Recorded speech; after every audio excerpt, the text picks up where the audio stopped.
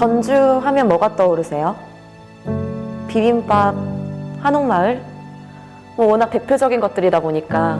하지만 1100년 전 전주는 어엿한 한나라의 수도였어요. 이곳에 건립됐던 바로 후백제의 도읍이었죠. 궁예, 왕건, 견원.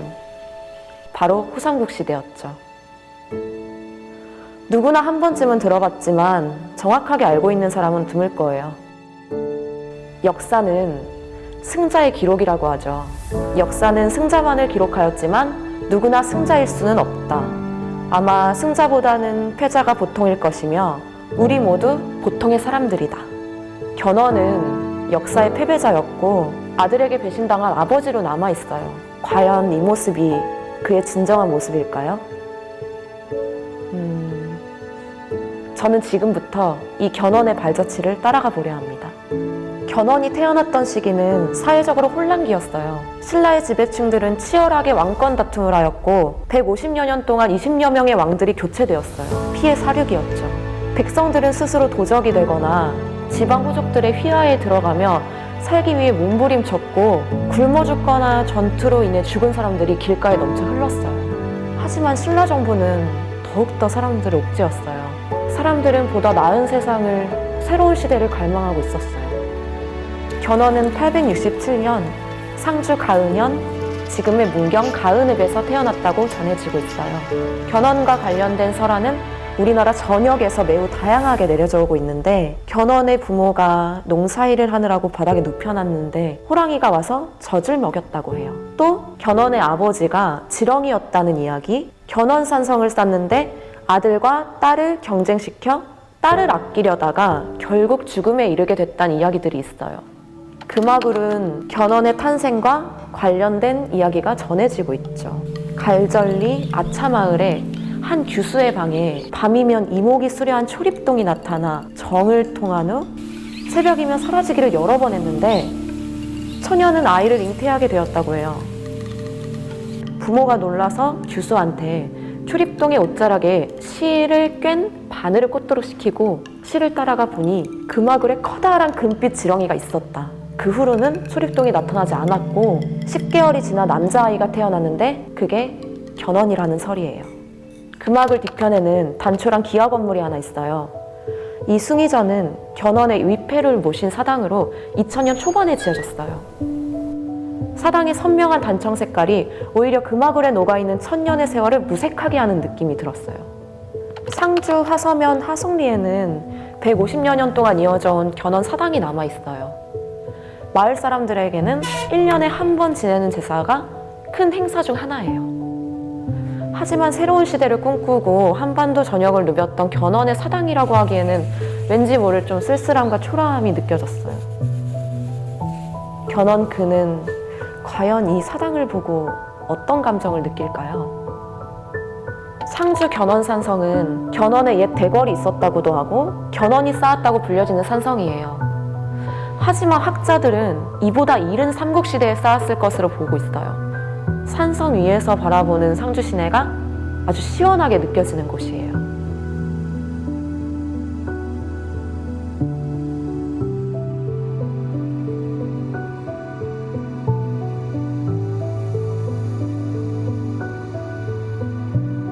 이곳에서 태어나고 자란 견훤은 무슨 이유에서인지 16살에 아버지를 떠나 경주로 가게 됩니다. 일설에는 그는 아버지 아작의 아들이 아니라 어머니가 재혼하여 함께 들어갔기 때문에 아버지의 자리를 물려받지 못했을 것이라고 해요. 어쨌든 16살의 나이에 집을 떠나면서 그는 무슨 생각을 했을까요? 광양 마로산성. 수천 년의 세월이 깃든 산성에서 바라보는 도시의 모습은 뭔가 낯서네요. 견훤은 경주에서 군인으로 시작해서 이쪽 서남의 지역으로 발령을 받았어요. 문헌 기록에는 항상 창을 베고 자며 적군을 만나면 누구보다 앞장서서 싸웠다고 한다. 그의 무공이 남달랐다는 건 다른 여러 기록에서도 보이고 있어요. 광양 마로산성 인근은 중국과 일본을 오가는 무역선들이 쉬어가면서 교역을 하던 곳이었어요. 견훤은 이곳에서 다양한 사람들과 새로운 문화를 접하면서 큰 뜻을 품었을 것 같아요. 견훤은 서남의 지역을 떠나 드디어 무진주에서 그의 위대한 첫 걸음을 내딛게 돼요. 무진주로 오는 한 달 동안 그의 휘하에는 5천여 명의 사람들이 모였다고 해요. 그의 카리스마와 힘을 짐작해 볼 수 있는 대목이죠. 그는 나라를 세우며 신라의 서쪽 지역의 관리자이자 새로운 나라를 세운 사람이라는 관직을 스스로에게 부여했어요. 이때 그의 나이가 25살이었어요. 25살에 그가 꿈꾸었던 새로운 세상은 무엇이었을까요? 견훤은 900년 드디어 무진주에서 완산 지금의 전주로 근거지를 옮기면서 후백제를 세웠어요. 원래 나라 이름은 백제였지만 후세 역사가들이 삼국시대의 백제와 구분하기 위해 고조선처럼 후자를 덧붙였죠. 그가 완산에 들어올 때 백성들은 거리로 나와 크게 환영했다고 해요. 내가 나라의 도읍을 완산에 정하면서 어떻게 감히 백제 의자왕의 오래된 한을 풀어주지 않을 수 있겠는가. 그가 건국을 선언하면서 한 말이에요. 삼국시대 백제의 역사적 정통성과 정체성을 잇겠다는 포부였죠. 후백제를 건국한 그는 정계라는 연호를 반포했어요. 바르게 열다, 새롭게 열다. 지금까지의 구시대를 끝내고 새로운 세상, 새로운 시대를 시작하겠다는 의미였죠. 이후 그는 평생의 숙적, 고려의 왕건과 삼한 통일의 대업을 두고 치열한 대결을 펼치게 되죠. 왜 그랬을까요? 본인도 아버지의 기반을 물려받지 못하고 힘들었음에도 결국 맏아들 신검이 아닌 넷째 금강에게 왕위를 물려주고자 했어요. 신검은 결국 반란을 일으켰고 견훤은 금산사에 석 달 동안이나 갇혀 있었죠. 그때 그를 감시한 무사들만 30명이 넘었다고 해요. 금산사를 탈출한 견훤은 결국 일생의 라이벌 왕건에게 몸을 위탁하고 자신의 손으로 후백제와 신검을 무너뜨릴 수 있도록 도와달라 부탁하게 되죠. 본인의 손으로 시작한 대업을 직접 마무리 짓고 싶었던 것일까요?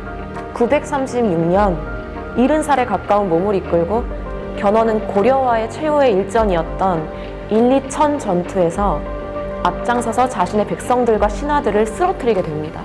다시 한번 왜? 라는 생각이 드네요. 1년 뒤 견훤은 개태사에서 갑작스러운 죽음을 맞이하고 눈을 감으며 완산이 보이는 곳에 묻어달라는 유언을 했어요. 지금 우리가 알고 있는 견훤의 이야기들은 대부분 승자의 기록이에요.